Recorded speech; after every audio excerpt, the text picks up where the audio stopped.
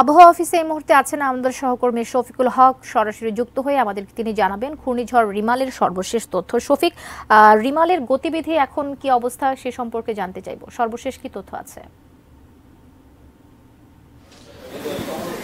কবিতা, রিমালের গতিবিধি যদি বলেন, রাত ৮টা বাজে সবশেষ যেই আবহাওয়া অধিদপ্তরের বুলেটিন ছিল সেটিতে যেটি বলেছে সেই রুটি রয়েছে, এবং তারা সবশেষ যেটি আমাদের জানিয়েছিল যে মূল যে কেন্দ্রটি রয়েছে রিমালের সেটি অতিক্রম করতে ৫ থেকে ৬ ঘন্টা সময় লাগতে পারে। সেক্ষেত্রে রাত আমরা ধরে নিয়েছি রাত আনুমানিক ৩টা নাগাদ হয়তো এই কেন্দ্রের যেই অবস্থানটি রয়েছে সেটি বাংলাদেশ অতিক্রম করবে। আমরা একটু আবহাওয়া অধিদপ্তরে রয়েছি এবং এখানে আমাদের সাথে ডক্টর আবুল কালাম মল্লিক রয়েছেন, আবহাওয়াবিদ। আমরা একটু তার কাছ থেকে সবশেষ আপডেটটি জানতে চাই যে কেন্দ্র আপনারা এর আগে যেমনটি জানিয়েছিলেন যে ৫ থেকে ৬ ঘন্টা লাগতে পারে, একটু সবশেষ আপডেটটি যদি বলেন। এখন তো ২ ঘন্টা সময় হয়ে গেল। হ্যাঁ, আপনাকে ধন্যবাদ। দেখুন, আপনারা জানেন যে বঙ্গোপসাগরে একটি প্রবল ঘূর্ণিঝড় ছিল, সন্ধ্যা থেকেই তার প্রভাব উপকূলে পড়তে শুরু করেছে এবং আমরা ৮টার সময় যে স্পেশাল বুলেটিন দিয়েছি সেখানে বলেছি যে সে উপকূল অতিক্রম শুরু করেছে এবং সেক্ষেত্রে ৫ থেকে ৭ ঘন্টা সময় লাগতে পারে। এখন এই উপকূল অতিক্রমরত ঘূর্ণিঝড়টি কিছুটা বডিলি মুভমেন্ট কিছুটা কমে যাওয়ার কারণে সে এখনও পূর্ণ শক্তিমাত্রা নিয়ে আস্তে আস্তে আমাদের মোংলার দক্ষিণ পশ্চিম হয়ে ওয়েস্ট বেঙ্গল এবং খেপুপাড়ার মাঝখান দিয়ে সে উপকূল অতিক্রম করতেছে। সম্পূর্ণ সিস্টেমটি উপকূল অতিক্রম করতে এখনও ৫ থেকে ৬ ঘন্টা সময় লাগতে পারে।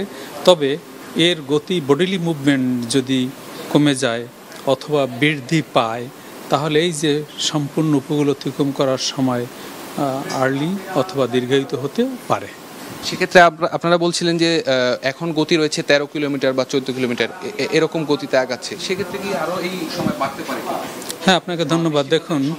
দেখুন ঘূর্ণিঝড় যখন উপকূল অতিক্রমরত অবস্থায় থাকে কখনো কখনো এই ঘূর্ণিঝড়গুলো অতি দ্রুত বেগে উপকূল অতিক্রম করে, কখনো কখনো আমাদের এমন রেকর্ডও রয়েছে যে সে তার শক্তিমাত্রা অক্ষুণ্ণ রেখেও আস্তে আস্তে অগ্রসর হতে পারে। তবে আমরা মনে করি এখন সে পূর্ণ শক্তিমাত্রা নিয়ে উপকূল ক্রস করছে এবং সম্পূর্ণ ক্রস করতে টেন্টেটিভ ৫ থেকে ৬ ঘন্টা সময় লাগবে সম্পূর্ণ সিস্টেমটি উপকূল অতিক্রম করতে।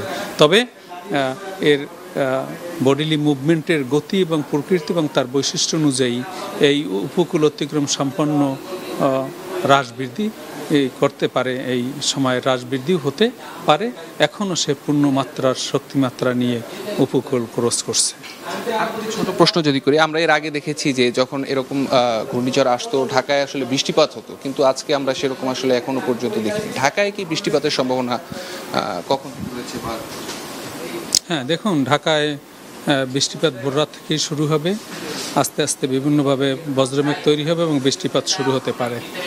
ধন্যবাদ আপনাকে। শুনছিলেন কবিতা, এখানে আবহাওয়াবিদ আবুল কালাম মল্লিক। উনি যেমনটি জানাচ্ছিলেন আমাদের যে এর আগে যে তথ্যটি তারা দিয়েছিলেন ৫ থেকে ৬ ঘন্টা বা ৭ ঘন্টাও সেক্ষেত্রে লাগতে পারে এই ঘূর্ণিঝড় রিমালের বাংলাদেশ যে উপকূল সেটি অতিক্রম করতে। তো এই ছিল আবহাওয়া অধিদপ্তর থেকে আমার কাছে সবশেষ খবর। কবিতা।